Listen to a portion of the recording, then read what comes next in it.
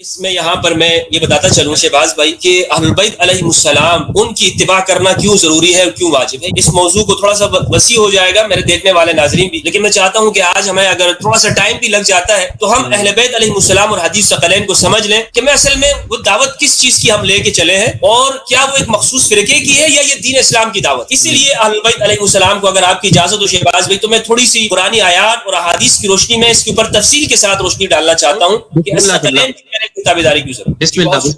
بہت شکریہ. ابھی ہم چاہ رہے ہیں کہ آپ اپنی جو گفتگو اپنا پوائنٹ آف ویو ہے وہ بہت ہی واضح انداز میں آج بیان کر دیں لوگوں کے سامنے. جی آپ اس کو نوٹ کرتے جائیں، جو بھی سوال بنتا ہے سوال کو آپ لکھتے جائیں، انشاءاللہ پھر وہ ساتھ میں رکھ لیجئے گا. قرآن مجید میں اللہ سبحانہ و تعالیٰ نے انبیاء کرام علیہ السلام اور ان کی نسل کے بارے میں یہ فرمایا ہے کہ دین ہم نے سابقہ انبیاء میں کس طرح سے لوگوں کو چنا تھا. یعنی ایسا نہیں ہوتا کوئی بھی نبی جب آتا ہے تو اس کی دعوت کو جو آگے چلاتے ہیں وہ کون سے افراد ہوتے ہیں، کیا اس کی ذمہ داری شاگردوں کو دی جاتی ہے یا ان لوگوں کو دیتے ہیں. یعنی اللہ سبحانہ و تعالیٰ یہ ذمہ داری کن کے کندھے پہ ڈالتا ہے یہ ہم قرآن سے جانیں گے. اس کے اہل البیت کے اوپر ہوتی ہے یا عام لوگوں کی، اس دعوت کو کون پہنچاتا ہے. اب یہ قرآن مجید اس حوالے سے کیا کہتا ہے، قرآن مجید اس حوالے سے اصطفیٰ کا لفظ استعمال کرتا. ہم نے سنا ہے لفظ مصطفیٰ، مصطفی، استفاء. استفاء کا معنی ہوتا ہے چن لینا، اختیار کر لینا. قرآن مجید میں بارہات مقام پر استعمال ہوا ہے. سب سے پہلے تو قرآن مجید کی آیت ہے سورہ آل عمران کی 3 کی 33 ہے. میں غالباً اس کو اگر شو بھی کر دوں یہاں پہ تو یہ زیادہ بہتر ہوگا. قرآن مجید کی سورت نمبر 3 سورہ آل عمران کی آیت نمبر 33 ہے. اعوذ باللہ من الشیطان الرجیم، بسم اللہ الرحمن الرحیم. ان اللہ اصطفى آدم ونوحا وآل ابراہیم وآل عمران علی العالمین ذریۃ بعضها من بعض واللہ سمیع علیم. بے شک اللہ سبحانہ و تعالیٰ نے چن لیا آدم کو اور نوح کو اور آل ابراہیم کو اور آل عمران کو تمام جہانوں کے اوپر. یہ نسل ہے ایک دوسرے میں سے، اور اللہ خوب سننے والا اور خوب جاننے والا ہے. اس آیت میں آپ دیکھیں کہ شہباز بھائی اللہ سبحانہ و تعالیٰ نے آدم علیہ السلام کو، پیغمبروں کو جب چنا ہے، نوح کو علیہ السلام، تو فرمایا آل ابراہیم کو چنا ہے اور آل عمران کو. یہاں پر قرآن کا انداز دیکھیے کہ گزشتہ انبیاء کی جو ہدایت کا سلسلہ ہے اس میں جو چننا ہے تو وہ آل کی طرف نسبت کی ہے کہ ہم نے ان کی آل کو چنا ہے، ان کی نسل کو چنا ہے. ذریہ، یہ ذریت ہے. یہ ذریت کا جو لفظ ہے یہ ایک عام لفظ ہے. عام سے مراد یہ ہے کہ ایک آل، ایک اہل، ایک ذریہ اور ایک عترہ، 4 الفاظ ہیں. ذریت نسل کو کہتے ہیں. اس سے جو خاص لفظ ہے وہ عترت، اور وہ حدیث ثقلین اس کے اندر استعمال ہے، وہ میں انشاءاللہ اس کے اوپر آگے گفتگو کروں گا. تو یہاں پر دیکھیں آپ لوگ کہتے ہیں کہ جناب اہل البیت علیہ السلام اس سے اگر ائمہ طاہرین مان لیے جائیں یہ تو نسل پرستی ہوئی. اسلام تو نسل پرستی کے خلاف ہے. جناب دعوت کے لیے، دین کی دعوت، وہ عام افراد کو نہیں چنا جاتا، وہ انبیاء اور گھر والوں ان کے افراد کو چنا جاتا ہے کہ وہ زیادہ جانتے ہیں. اگر آپ اس کو نسل پرستی سمجھتے ہیں تو قرآن مجید کا حکم ہے. قرآن مجید نے ایک حکم بیان کیا ہے کہ قرآن یعنی اللہ سبحانہ و تعالیٰ کی سنت مطہرہ کیا ہے، لا تبدیل لسنت اللہ، کہ اللہ کی سنت، اللہ کی قاعدے اور قانون، اس میں کوئی تبدیلی نہیں ہوتی. سورہ بقرہ کی آیت نمبر 130، وَمَنْ يَرْغَبُ عَنْ مِلَّةِ إِبْرَاهِيمَ إِلَّا مَنْ سَفِهَ نَفْسَهُ، اور جو ملت ابراہیم سے اعراض کرے گا تو وہ کیا ہوگا، وہی اپنے جان کے اوپر زیادتی کرنے والا ہوگا. اور علت ابراہیم سے اعراض نہیں کرے گا مگر وہی شخص کہ جس نے اپنے آپ کو دھوکے میں ڈالا. وَلَقَدِ اصْطَفَيْنَاهُ فِي الدُّنْيَا وَإِنَّهُ فِي الْآخِرَةِ لَمِنَ الصَّالِحِينَ، ہم نے البتہ تحقیق ان کو چن لیا دنیا میں اور آخرت میں، وہ البتہ انبیاء کرام انبیاء میں سے ہیں، صالحین میں سے. یہاں پر استفاء کا لفظ استعمال ہوا ہے. اسی طرح یہ استفاء کا لفظ سورت نمبر 7 سورہ اعراف کی آیت نمبر 144 میں ہے. قال یا موسیٰ انی اصطفیتک علی الناس برسالاتی وبکلامی فخذ ما آتیتک وکن من الشاکرین. فرمایا موسیٰ بے شک ہم نے چن لیا تجھ کو لوگوں پر اپنے پیغام کے ساتھ، اپنے کلام کے ساتھ، بس جو ہم نے آپ کو دیا اس کو لیجیے اور شاکروں میں سے ہو جائے. استفاء کا یہ لفظ یہاں پہ استعمال ہوا یعنی انبیاء کرام کو، اور یہ ان کی ذریت کے لیے یہ قرآن میں یہ الفاظ استعمال ہوئے ہیں. اچھا اب تو یہ بات ہو گئی قرآن مجید سے. اب جو اہم جو بات ہے وہ ہے کہ یہ کس طرح سے معلوم ہوگا کہ اللہ سبحانہ و تعالیٰ کے پیارے حبیب حضرت محمد صلی اللہ علیہ وآلہ وسلم نے پیغام لایا ہے، جو دین کی دعوت لائی ہے، اس کے لیے اہل البیت علیہ السلام کو چنا گیا ہے. اس کے لیے متواتر حدیث، ہمارے اہل سنت کے ہاں یہ عقیدہ ہے کہ ہم یہ بات کرتے ہیں کہ جناب عقیدے کے لیے حدیث متواتر درجے کی ہونی چاہیے، وہ کسی درجے کی ضعیف نہ ہو، کمزور نہ ہو. تو حدیث متواتر ہے، اور حدیث متواتر اس کا حکم کتاب اللہ ہے. کتاب اللہ اللہ کی آیت کی حدیث الثقلین 25 سے زیادہ صحابہ کرام سے مروی ہے، اہل سنت والجماعت کی تمام کتابوں کے اندر ہے، جس میں یہ حکم دیا گیا ہے کہ میرے بعد تم اللہ کی کتاب یعنی میری کتاب اور میری اولاد کی اتباع کرو۔ اب ہم اس حدیث الثقلین کی طرف آتے ہیں اور اس کی اسناد کی طرف، اس کو سمجھنے کی کوشش کرتے ہیں کہ کیا واقعی اس طرح سے ہے، کیونکہ بہت سارے شکوک و شبہات وہ حدیث الثقلین کے حوالے سے بیان کیے گئے ہیں، امت کو تقسیم کرنے کی کوشش کی گئی ہے اور یہ کہا گیا ہے نہیں بھائی اس میں تو اہل بیت سے مراد یہاں پر یہ نہیں ہے، اہل بیت سے مراد یہاں پر اتباع نہیں ہے، اتباع صرف قرآن کی ہے اور اہل البیت ان سے صرف محبت کرنا ہے، پیار محبت کرنا ہے بس۔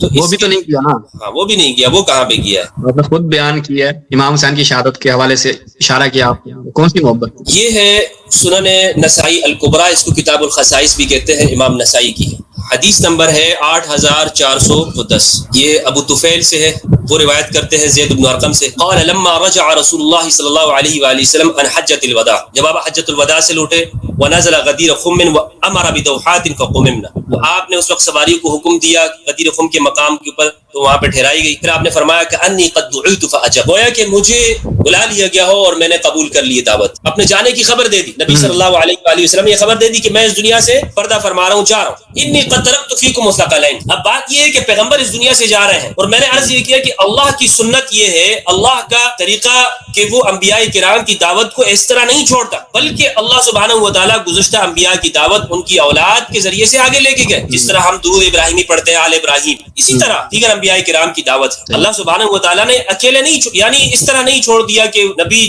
اس دنیا سے پردہ فرما جائے، ان کو کوئی حکم نہ دے کہ اب یہ پیغام آگے کون پہنچائے۔ اس لیے نبی صلی اللہ علیہ وآلہ وسلم نے فرمایا کہ مجھے لگتا ہے کہ میں اس دنیا سے چلا جانے کا وقت قریب ہے اور میں تم میں دو گراں قدر چیزیں چھوڑ کے جا رہا ہوں، احدہما اکبر من الآخر، ان میں سے ایک دوسرے سے بڑی ہے۔ غور کیجئے شہباز بھائی الفاظ کی طرف کہ اللہ سبحانہ و تعالیٰ کے پیغمبر الفاظ کی اہمیت کس درجے کی وہ بیان کر رہے ہیں اور اس سے مفہوم بیان ہو رہا ہے، معلوم ہو رہا ہے کہ کتنی اہم بات ہے، معمولی بات نہیں ہے یہ۔ کتاب اللہ، نمبر ایک اللہ کی کتاب، وعطرتی اہل بیت، دوسری میری اولاد جو کہ میرے گھر والے، فانظروا کیف تخلفون فیہما، تم دیکھو کہ کس طرح سے تم میرے ساتھ مجھے ان دونوں کے بارے میں چھوڑتے ہو، یعنی مجھے کس طرح سے خلیفہ بناتے ہو اس میں، یعنی میرے بعد کیا کرتے ہو ان کے ساتھ معاملہ۔ فإنہما لن يتفرقا حتى يردا علی الحوض، کیونکہ یہ دونوں ایک دوسرے سے ہرگز جدا نہیں ہوں گے یہاں تک کہ حوض پر آ جائے۔ ثم قال ان اللہ مولاي وانا ولی كل مؤمن، ثم اخذ بید علی، مشہور حدیث ہے یہ، من كنت ولیہ فهذا ولی۔ اسی موقع پر نبی صلی اللہ علیہ وآلہ وسلم نے امام علی علیہ السلام کا ہاتھ بلند کیا اور فرمایا کہ جس کا میں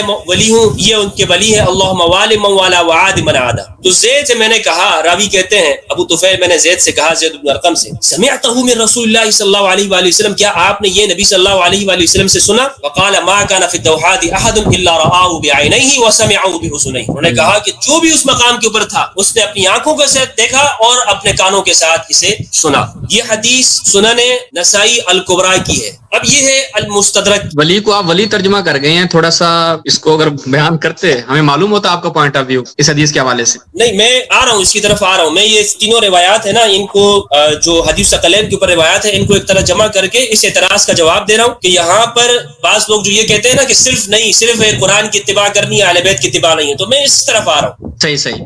اب یہ دیکھیں، یہ ایک اہم بات ہے شہباز بھائی، انتہائی اہم بات، اس چیز کا ازالہ کر کے ذہن میں نا یہ بنا دیا گیا ہے، صحیح مسلم کی روایت کو سامنے رکھ کر 6225 کو رکھ کر کہ اس میں تو صرف یہ حکم ہے کہ قرآن کی اتباع کرنا ہے، استمساک کرنا۔ تو یہ مستدرک الحاکم کی 4577، یہ ابو طفیل کی ہے، بالکل وہی سند ہے جو میں نے نسائی الکبریٰ سے بیان کی آپ کے سامنے۔ اس میں آپ دیکھیں نبی صلی اللہ علیہ وآلہ وسلم کے الفاظ، تھوڑا سا زوم کر دیں، واضح نہیں ہے، ملاحظہ کیجئے، یہ انتہائی اہم الفاظ ہیں، یہ ان لوگوں کے اوپر انتہائی رد ہے کہ جو لوگ کہتے ہیں کہ کسی بھی روایت کے اندر یہ نہیں ہے کہ اہل بیت کی اتباع کا حکم نہیں دیا گیا، اہل بیت کے بس صرف ان سے پیار محبت کرنا ہے اور بس۔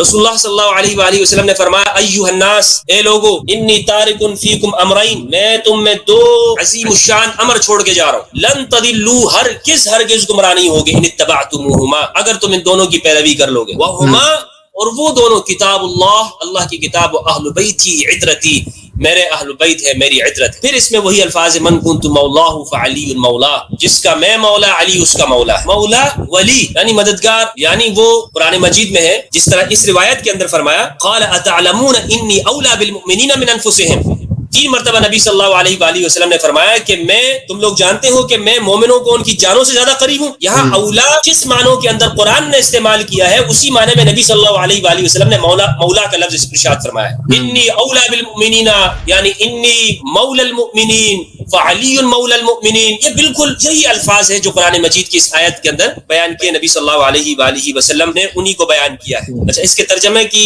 یہ نیچے ترجمہ لکھا ہوا ہے, جمع میں نے کر دیا ہے اس میں. تو یہ ہے حدیث الثقلین. حدیث الثقلین یہ صحیح مسلم کے اندر بھی ہے اور میں نے آپ کو یہ الفاظ بیان کیے جو کہ نسائی کے اور مستدرک للحاکم کے الفاظ ہیں. یہاں شہباز صاحب قرآن مجید کی آیات کو روشنی میں اور متواتر روایات کی, یعنی اس کی اتنی اسناد ہیں حدیث ثقلین کی کہ میں اگر اس کو بیان کرنا شروع کر دوں اس پہ کتابیں لکھی جا سکتی ہیں صرف اسناد اور راویوں کے اوپر. یہ کوئی اس کا اتنی تفصیل کا موقع اور محل نہیں ہے کہ نہ حاضرین اور ناظرین کے پاس اتنا وقت ہے کہ میں ان کو زیادہ وقت لوں. معلوم یہ ہوا کہ یہ اس میں اہل بیت کی اتباع کا حکم دیا گیا.